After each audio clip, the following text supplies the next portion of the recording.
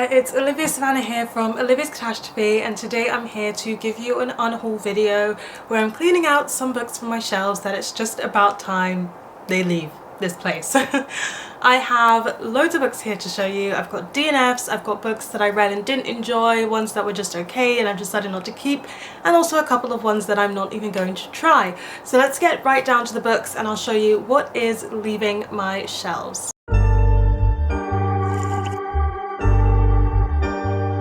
I've actually got 8 DNFs here because I was not putting up with nonsense.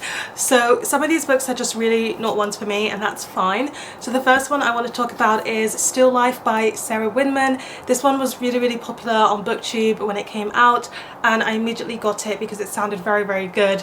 My best friends also read some books by Sarah Winman and she had a very good time reading them. However, I just need to remember I am not a historical fiction reader. Me, it just doesn't really work. There are only very particular, very unique settings in which I read historical fiction now, which I always stumble over because I used to be such a historical fiction reader growing up as a child and a teenager, but it's just not me anymore, and I need to stop trying with books that just really won't work. And Still Life was one of them. I read 50 pages and this was fine. I didn't even not like it, I just wasn't having a good time, and I thought there's no point in me continuing. It's just not the book for me. I don't think it's a bad book. Then we have Life After Life by Kate Atkinson. Now this is a very chunky literary fiction, but it also involves time loop, and I think time travel within the time loop. And so I was reading it because I read the first 15 lives of Harry August and I had a really good time, and that one is a blend of historical fiction and time loop, so I wondered if this, being a blend of historical fiction and time loop, could work for me as well. But there was just something about the writing that was a lot less engaging, and I think what I liked about the first 15 lives of Harry August was that it did lean a bit more into the sci-fi elements and also into the characterization, whereas this one was leaning more into the writing style and the literary historical side of it, which is not the side of it that I would be particularly drawn to. So again, I can't really say that this is a bad book. I can just say safely that it's not one for me, and I think I read about 75 pages of this before I decided to put it down. Then we have Vera Wong's Unsolicited Advice for Murders by Sutanto. So this is not the first time you're going to see this author in this video, and actually it's because of the way that I do my sections that we get here first, but I read Dull A for Aunties and I really hated that book with a burning passion, and so I knew I had one more book by this author on my TBR. But I've heard from some people that they really liked Dull A for Aunties and didn't like this one, or they really liked this one and then they didn't like Dull A for Aunties. So I decided to give her a second chance, but I also decided to give myself free rein to DNF fairly quickly if I wasn't having a good time. So I read the first 50 pages of this and it was the case of DNFing quickly. I wasn't having a good time. This one is about an elderly woman who runs a cafe and a dead body is found in her cafe, and then it's about her kind of solving that murder. I really like elderly detectives. I bang on about this all the time. I really love Agatha Christie's Miss Marple. I really like Agatha Christie's Pierrot. I just cannot get along with some of these contemporary takes. I DNF'd the Richard Osman and I've DNF'd this. And I think what I don't like about this one is not actually the murder mystery, it's the way that this author writes. I don't like her writing style. I don't like her characterization. I know she's trying to do like a parody, funny version of some of the Asian stereotypes. I just don't find it funny. Our humour is not the same. Our humour does not align. And so with books that are supposed to be funny, if your humour doesn't align, you're just not going to like the book. So I'm just not going to like this. I just don't like that play on the stereotypes, and it was not for me. I read half of this book, Kings of the Wyld by Nicholas Eames. I read half of this chunky fantasy, and you know what, it's just not for me. I know that Hannah loves this, so I wanted to try it because I know Hannah loves it, Hannah from Ladette, but it's a male fantasy book. It's like such a male fantasy book, and there's nothing wrong with books written for men. I just didn't enjoy it. I just didn't enjoy it. It's about this group of dads. They used to be a band of merry men who went on big quests and they fought these monsters and they had their glory days, and then now they've settled down, the band is split up, they've got their wives and their children, when one of them has their daughter who has joined also a band of women who are fighting, and she's kind of in this town, which is she's trapped in this town and she's kind of kidnapped, and they're going to go and rescue her, but they're kind of elderly, they're not the same, they can't fight the same way, and they're bringing back their friendship group to be able to go on this quest. Now a lot of this is them being like, oh, we're so old, but we could still fight. But also remember the glory days when we used to fight and be young and be able to supplely move our bodies. And we used to get so many girls and all of these like sex situations we had. Remember that? It was so glorious. So I'm like, I don't care. I don't care about your glory days. Stop banging on about them.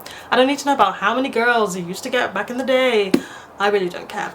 And so they were just going on this quest and fighting these battles, and I was just like, I'm not really having a good time here. I'm not having a bad time. I just do not care about these characters at all. They could all die and I wouldn't mind. And they were making some jokes, and some of the jokes had phallic humour in them, and I just wasn't finding it funny. So I just thought, after giving it a good 200 pages, 250 pages? Can't remember what halfway is. I was just like, I can tap out here. I can give myself back some time. So I did. Oh, this was my hardest DNF. So I DNF'd Window Shopping by Tessa Bailey. This was part of my Christmas reads. It's only 200 pages long, and I just very quickly was not having a good time, and I still kept reading. And then I was with my best friend, and she was like, what are you currently reading? And I told her about this book, and she said, you have not said a single good thing about the book. You've not said one single good thing. Why are you reading it? And I was like, why am I reading it?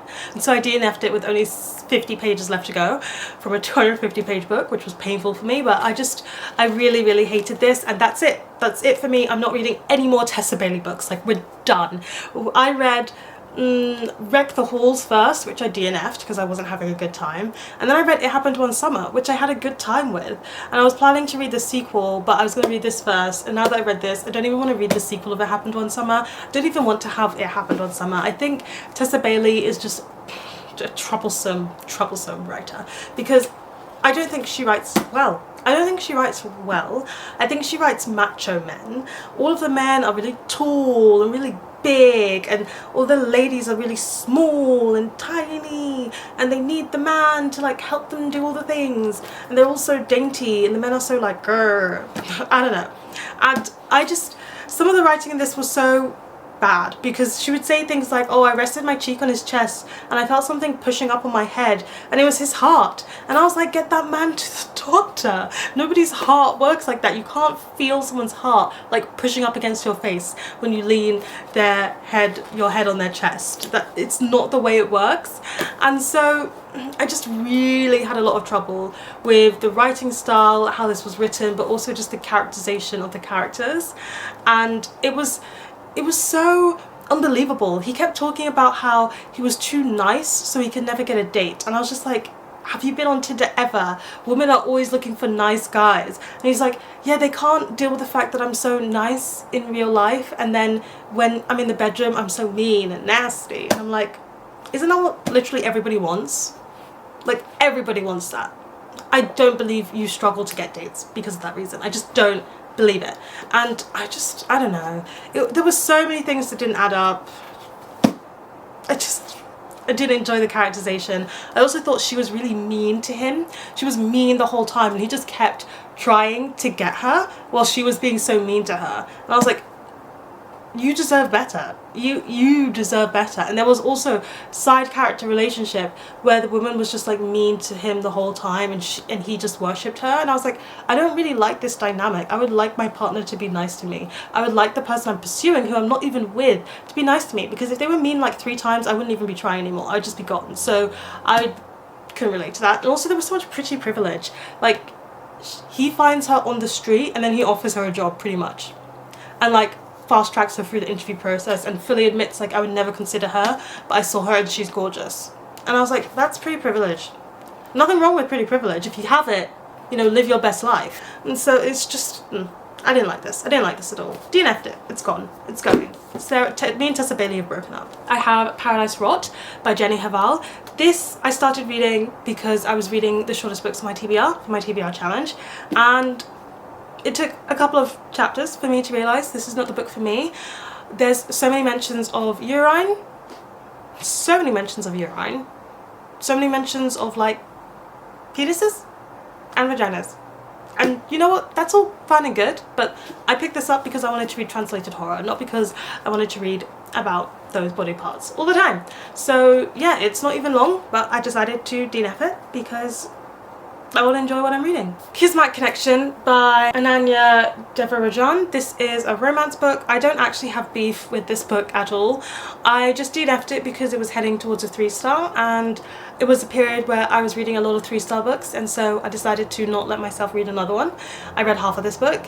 It's a fake dating one where she is told in her stars that the first person she ever dates is going to be the person that she ends up with forever, and she doesn't really like that. She wants to date around, so she decides to cheat fate by fake dating her best friend because she will never fall for him, and then she'll have cheated fate and she'll get what she wants.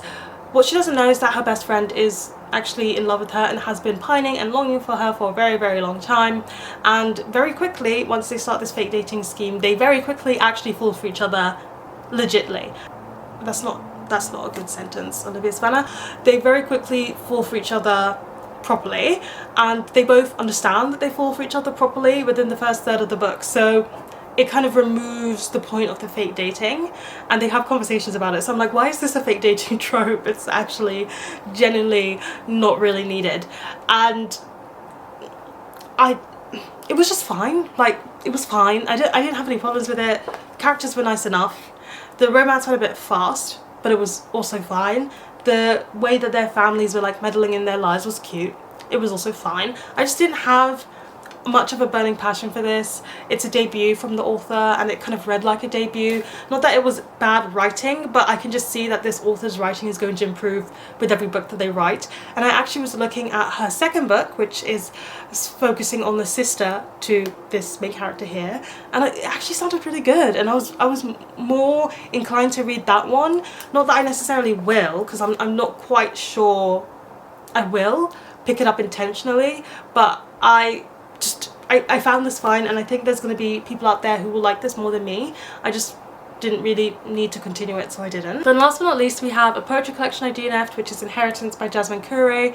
I think when you start reading a poetry collection, you can very quickly tell if the writing style is one that you are going to like or not, and if the poems are the type that you are going to like or not. And poetry is a very personal thing, so I'm not saying don't read this poetry collection. I'm just saying that if I had picked this up from the library and read a couple of pages, then I would have known that this isn't for me immediately. And I got this when I was doing some work with poetry awards, where I was reading several of the poetry collections. So it's not even bad that I'm unhauling this and that I didn't try it from the library instead. It's not necessarily one I would have chosen for myself, and I did prefer some of the other poetry collections that I read for that award thing that I was doing for them. So yeah, it was just a case of not one for me. So there we are, done with all of our DNFs, and I'm going to talk about books that I read and I did not like, and so of course I'm not going to keep them. The first one being Dale for Aunties by Jessie Sutanto, and I'm just so sad I read this whole thing. I really didn't need to. It is about, what is this about? This is about Medi-chan, who is part of this big family with all of her aunties and her mum, and they run a wedding business, but she really actually doesn't want to be running this wedding business, and she is going on a date with the hotel owner of one of the hotels where their wedding tomorrow that they're running is going to be hosted, when she accidentally kills him. And in the process of accidentally killing him, she's like, what do I do? And she decides that she will go to her aunties for help and brings the dead body home for her and her aunties to deal with. Now, there were signs. There were so many signs that this book wasn't going to be for me. In the beginning, I was really actually struggling with the writing style, because it was a kind of hit you over the head with the messaging, and it was very much trying to tell you this is what it's really like in this culture, this is what happens. And I was like, okay, I get it, you don't need to spell it out for me. And there was some other elements where these aunties, I didn't like the fact that aunties were named like Auntie 1, Auntie 2, Auntie 3, but I've since been informed that that's literally how it is within the culture, so cannot fault the book that. Cultural representation on point, I learned something new, so I'll give the book that. It did teach me something new. I didn't like that the aunties, like, combined with the fact that they were labelled Aunties 1, 2 and 3, they had one personality trait. Like, Auntie 1 was like this, Auntie 2 was like this, Auntie 3 was like this, and that was the joke throughout the whole book, that they were these stereotypes of a type of Asian woman, and that was their whole stick, and it just repeated throughout the whole thing. That's all that they did. And so you don't really get to know the aunties personality wise, because I can differentiate. Then you get the romance in this one, which is a second chance romance, and the whole thing was very, very unbelievable. Our love interest is quite a wet towel character. He just does nothing. He doesn't fight for her. He just accepts everything that she says at face value. He has no backbone, and I really didn't like that. Our main character as well, she is also a wet towel of a main character. She lets her aunts push her around. She tells her aunts things, and the aunts believe her because they love her and want the best for her and believe everything that she says. And then when they believe her, she gets mad at them for believing her. She's like, why can't you see that this is actually what I want? And it's like, well, you didn't tell them that. You told them the exact opposite. You can't be mad at people for believing what you legit said. That really, really frustrated me. And when she kicked off because of that, I was like, that is so silly. Grow up. Some of the situational humor in the beginning was quite funny. It's like, oh my gosh, she actually killed her date. What is she gonna do? But then it quickly just became a bit tiresome and stopped being funny and got a bit repetitive and got so unrealistic. You have to suspend your disbelief so hard. And I know that's part of the point when you're reading a humorous, funny book like this, but it just really didn't work for me on all fronts. I finished this and I was like, why did I do that? Why did I do that to myself? Mortal Follies by Alexis Hall, and I've had such an up and down time reading Alexis Hall. I love a lot of their self-published works, but then when it comes to some of their more traditionally published books, I really struggle, and I haven't enjoyed a single fantasy book that they've written yet. And so Mortal Follies was the same. I didn't enjoy this one. It is a historical fantasy kind of set in Bath in a Bridgerton era fantasy world, where you're following a young lady who gets cursed, and she is trying her best to evade the curse, and she employs the help of this lady who is considered a witch by everybody around her, and they have a bit of a sapphic romance on the side. So I picked this up because I went to Bath for the first time and it was a really good time, and then I read this book set in Bath afterwards, which was very nice in terms of the setting, and I'd actually been to a lot of the places that it mentions them going to, and like learned about the mythology while I was there, so that was a lot of fun. But other than that, I didn't really have a great time. This is told from the perspective of a Puck-like fairy narrator, and in the beginning I was like, oh, that's really fun, that's really enjoyable, and then towards the end I just got a bit annoyed by this fairy telling the story the way that she does, and how roundabout and kind of going off on tangents it is, and I was just like, tell me the story, just get to the point, please. So I did get a bit frustrated by the narration. I think this book could have wrapped up in 200 pages, and I'm kidding you not. I'm not kidding you. The plot wraps up in 200 pages. The plot actually wraps up in 200 pages. They go through the whole thing and it all gets done. And then it kind of hits a lull where they're like, oh my gosh, we finished the plot in 200 pages. And then they're like, what can we do? We can have the exact same plot start again. And it literally restarts the story. And then they have to do almost all of the same things, and so that made the second half of this book utterly repetitive and utterly unnecessary, because the plot that I just explained to you is solved within the first 200 pages. I just cannot fathom that the story starts again, and that felt very, very silly to me. I didn't really love or ship the romance that we have. I think it's another case where the witchy character is mean to her and just really uses her and kind of manipulates her emotions a bit, and I really didn't like that. And it's because of the fact that she is more experienced. The other girl is a baby gay. She is discovering that she is queer for the very first time, and the witch character realizes that she's queer for ages and has had many partners and doesn't want to commit to anything. And I'm just like, if the person doesn't want to commit, just leave them. Leave them, don't try and change them, because they are on their own journey, and I just really couldn't ship them together, and I didn't really like them as a couple. And so I was quite disappointed in this because I didn't get behind the romance. The plot was fine, but then it repeated and the narrator started to annoy me after a bit, so it wasn't the book for me.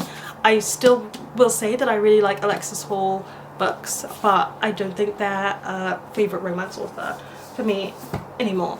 Then we have this book, Here Lies a Vengeful by Codie Crowley, and I really liked the concept of this one, where a young girl is murdered and then she is brought back to life because she's murdered on this like haunted area, and so she is a ghost and she is solving her own murder.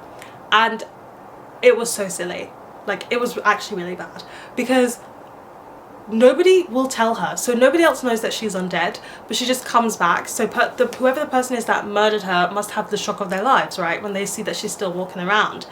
And all of the people that she spent the time with that day left her with somebody, and that person is the murderer, and they all refuse to tell her. Like, nobody will tell her what happened, and it's so silly because obviously all she needs to do is ask them, who did you leave me with that night? And they can say, this person, and then the whole thing is solved.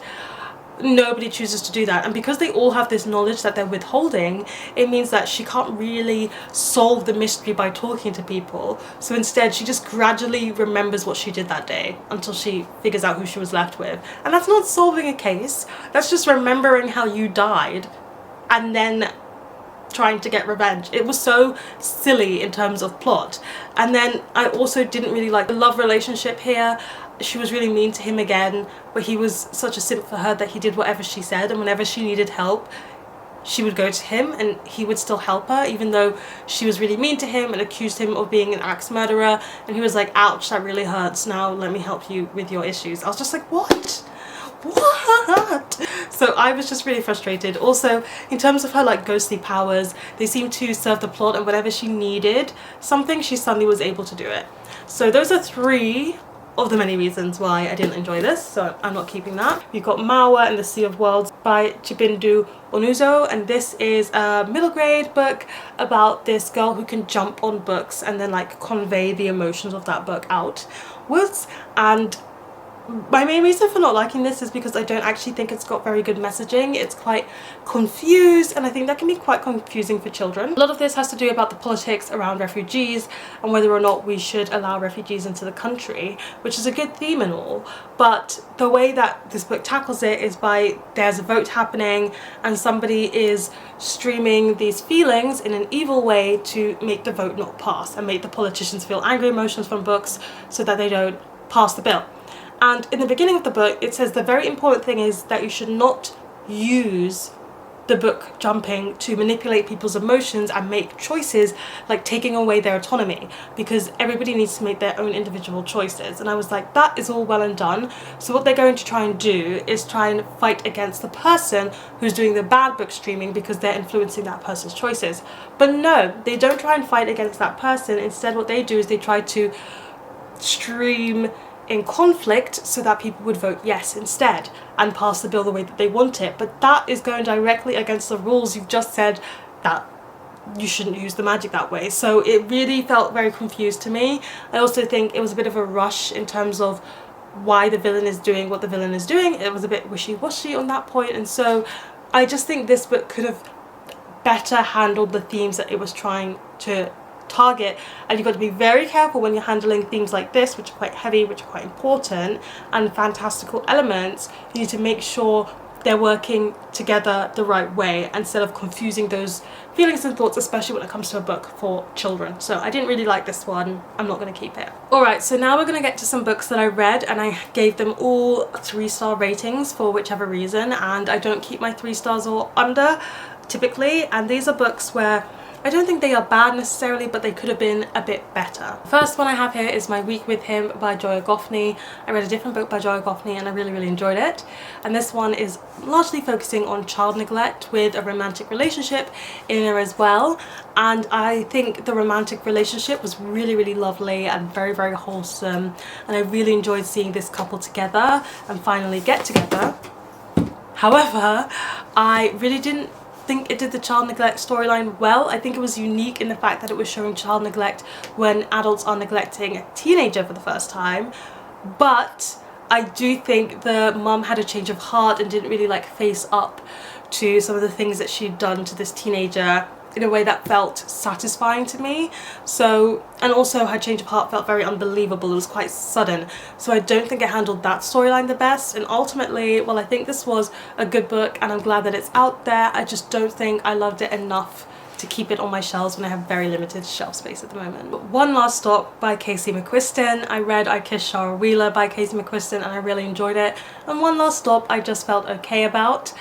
This is like a queer romance where somebody is on the train and she gets kind of stuck on the train. She's frozen in time on the train, and this other girl finds her and tries to figure out why she's stuck in that time loop. Can they get her out of that time loop? Would that send her back to her own time or let her come off the train in this present time? And they also have a bit of a romance going on. Now, I just think this was a bit too long for what it was, because the story just kept going, and I was like, let's go somewhere now, you know, let's get moving. And so I think it just was a little bit too long. Well, I liked the romance. I didn't really ship it too much. I think that's because they were just nice characters to follow. I just didn't get fully invested in the way that I like to be in my romances. I really like the secondary cast and all of those characters and their journey, her journey to queerness and understanding who she is and what she wants in life. I did really like that, but I didn't love it. And I do typically like time loop stories or time stuck stories or time travel stories.